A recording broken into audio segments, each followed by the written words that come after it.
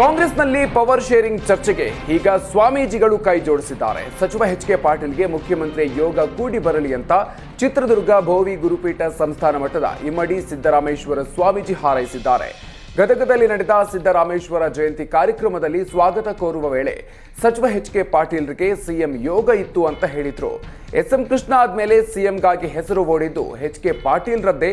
ತಡವಾಗಿ ಆದ್ರೂ HK. ಪಾಟೀಲ್ಗೆ CM ಯೋಗ ಕೂಡಿ ಬರಲಿ ಅಂತ ಸ್ವಾಮೀಜಿ ಹೇಳಿದ್ದಾರೆ.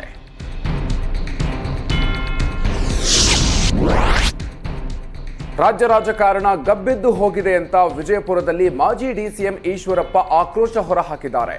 ಬಿಜೆಪಿ, ಕಾಂಗ್ರೆಸ್, ಜೆಡಿಎಸ್ ಎಲ್ಲಾ ಪಕ್ಷಗಳು ಹಾಳಾಗಿದೆ.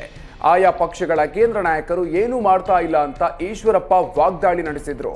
ನಾನು ಜೀವನ ಪೂರ್ತಿ ಇದ್ದ ಬಿಜೆಪಿ ಕತೆ ಹಾಳಾಗಿದೆ ಅಂತ ಈಶ್ವರಪ್ಪ ಕಳವಳ ವ್ಯಕ್ತಪಡಿಸಿದ್ದಾರೆ. ಬಿಜೆಪಿಗೆ ಸಿದ್ಧಾಂತವೇ ಇಲ್ಲ ಎಂಬಂತಾಗಿದ್ದು, ಹಿಂದುತ್ವ ಅಂತ ಹೇಳ್ತಾ ಇದ್ದ ಪಕ್ಷ ಹಾಳಾಗಿ ಹೋಗ್ತಾ ಇದೆ ಅಂತ ಬಿಜೆಪಿ ವಿರುದ್ಧವೇ ಗುಡುಗಿದ್ರು. ಬಿಜೆಪಿ ಪಕ್ಷ ಒಂದು ಕುಟುಂಬದ ಕೈಯಲ್ಲಿ ಸಿಕ್ಕಿದೆ ಅಂತ ಪರೋಕ್ಷವಾಗಿ ಯಡಿಯೂರಪ್ಪ ಕುಟುಂಬದ ವಿರುದ್ಧ ಈಶ್ವರಪ್ಪ ವಾಗ್ದಾಳಿ ನಡೆಸಿದ್ರು. ರಾಮರಾಜ್ಯದ ಪರಿಕಲ್ಪನೆಯಲ್ಲಿ ಬಡವರಿಗೆ ಸೂರು ನಿರ್ಮಾಣ ಮಾಡುವ ಮಹತ್ವದ ಕಲ್ಪನೆಯನ್ನ ಪೇಜಾವರ ಶ್ರೀಗಳು ಹೊಂದಿದ್ದಾರೆ. ಈ ಪ್ರಯುಕ್ತ ಬಡವರಿಗೆ ಮನೆ ಕಟ್ಟಿಸಿಕೊಡುವ ಕೆಲಸಕ್ಕೆ ಉಡುಪಿ ಶಾಸಕ ಯಶ್ಪಾಲ್ ಸುವರ್ಣ ಕೈ ಜೋಡಿಸಿದ್ದಾರೆ.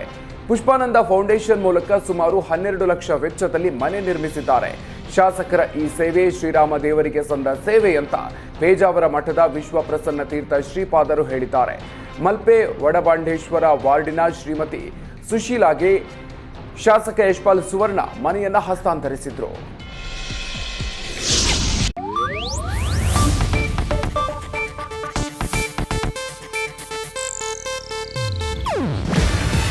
ಇದು ಏಷ್ಯಾನೆಟ್ ನ್ಯೂಸ್ ನೆಟ್ವರ್ಕ್ ಪ್ರಸ್ತುತಿ.